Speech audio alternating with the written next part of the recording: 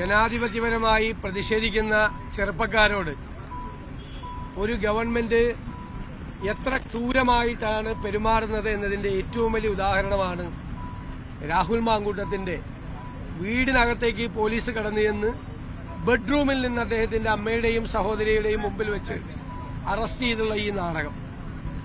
ഇതുകൊണ്ട് യൂത്ത് കോൺഗ്രസിനെയും UDF-നെയും എല്ലാം ഇല്ലാതാക്കി കളയാം എന്നുള്ള ദിവാസ്വപ്നത്തിലാണ് കേരളത്തിലെ മുഖ്യമന്ത്രി പിണറായി വിജയൻ. അക്രമം ആഹ്വാനം ചെയ്തു എന്നതിന്റെ പേരിലാണ് ഈ കേസെടുത്തിരിക്കുന്നത് എന്നാണ് പ്രോസിക്യൂഷൻ വാദം. അങ്ങനെയാണെങ്കിൽ കേരളത്തിൽ ആദ്യം കേസെടുക്കേണ്ടത് ചെടിച്ചട്ടി കൊണ്ടും ഹെൽമറ്റ് കൊണ്ടും ഇരുമ്പുവടി കൊണ്ടും കല്യാശ്ശേരിയിൽ കുട്ടികളെ വധിക്കാൻ ശ്രമിച്ചു എന്ന് പോലീസ് FIR എഴുതിയ കേസിൽ അത് രക്ഷാപ്രവർത്തനമാണെന്നും അത് തുടരണമെന്നും ആഹ്വാനം ചെയ്ത് കലാപത്തിന് ആഹ്വാനം ചെയ്ത മുഖ്യമന്ത്രി പിണറായി വിജയനെതിരായിട്ടാണ് ആദ്യം കേസെടുക്കേണ്ടത്. കേരളത്തിൽ ഈ നവകേരള സദസ്സ് തുടങ്ങിയിട്ടുള്ള മുഴുവൻ അക്രമങ്ങൾക്കും കാരണം, മുഴുവൻ മർദ്ദനങ്ങൾക്കും കാരണം മുഖ്യമന്ത്രി പിണറായി വിജയന്റെ കലാപാഹ്വാനമാണ്. പോലീസിനെ കൊണ്ട് പോലീസ് കേസെടുക്കേണ്ടത് മുഖ്യമന്ത്രിക്കെതിരായിട്ടാണ്. ഇന്നലെ നമുക്കറിയാം 4-5 ദിവസമായി തലയ്ക്ക് അടിയേറ്റതിനെ തുടർന്ന് കൈയും കാലും മരവിച്ചതിനെ തുടർന്ന് ആശുപത്രിയിൽ പ്രവേശിപ്പിച്ച്, തിരുവനന്തപുരത്തെ കിംസ് ആശുപത്രിയിൽ പ്രവേശിപ്പിച്ച് ക്ലോട്ടിംഗ് ഉണ്ട് എന്ന് പറഞ്ഞ് അതിനുള്ള ഇഞ്ചക്ഷൻ കഴിഞ്ഞിട്ടാണ് 5 ദിവസത്തിന് ശേഷം അദ്ദേഹം ഡിസ്ചാർജ് ചെയ്തു പോയത്.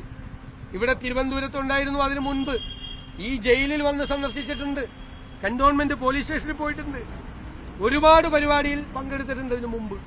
അപ്പോഴൊന്നും പോലീസ് അറസ്റ്റ് ചെയ്യാതെ കുറെ ദിവസങ്ങൾക്ക് ശേഷം അദ്ദേഹം വീട്ടിലെത്തിക്കഴിഞ്ഞപ്പോൾ ആ വീട്ടിൽ ചെന്ന് മനഃപൂർവ്വമായി അകത്ത് കയറി ചെയ്യണം എന്നുള്ള തീരുമാനം, ഇത് ഒരു രാഷ്ട്രീയമായ തീരുമാനമാണ്. അത്രമാത്രം പകയും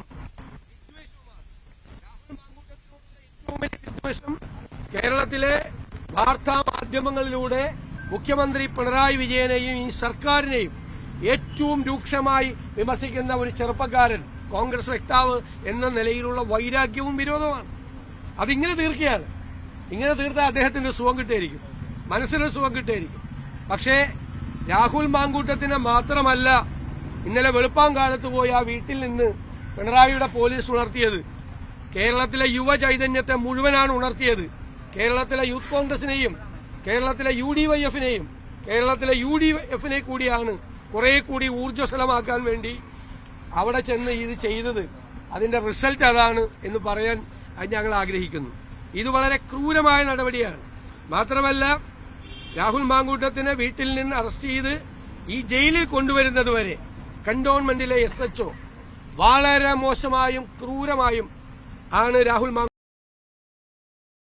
എന്നുള്ള നിർദ്ദേശം അനുസരിച്ച് സംസ്ഥാന യൂത്ത് കോൺഗ്രസ് പ്രസിഡന്റിനോട് പെരുമാറാൻ പാടില്ലാത്ത ഭാഷയിലും രീതിയിലുമാണ് അയാൾ പെരുമാറിയത്.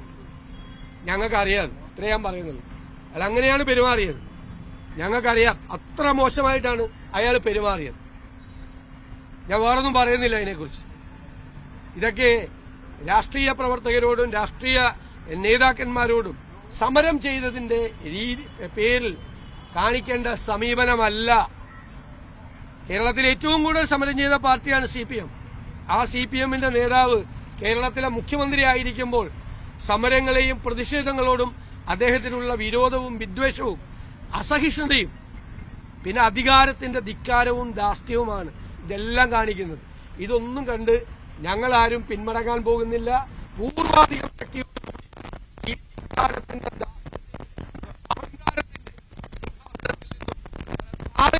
വരെ ഞങ്ങൾ പോരാടും. MV ഗോവിന്ദൻ പറഞ്ഞത് വ്യാജ സർട്ടിഫിക്കറ്റ് ഹാജരാക്കിയെന്നാണ്. എന്തിനാണ്? പ്രോസിക്യൂഷന്റെ കേസാണ്. ഇയാൾ 4 ദിവസം ആശുപത്രിയിലായിരുന്നു എന്നുള്ളത്. അപ്പോ ഡിസ്ചാർജ് സമ്മറിയാണ്. ഈ നഗരത്തിലെ ഏറ്റവും പ്രധാനപ്പെട്ട ആശുപത്രിയിലെ ന്യൂറോ ഡിപ്പാർട്ട്മെന്റിലെ ഡിസ്ചാർജ് സമ്മറിയാണ്. അതാണ് വ്യാജരേഖ.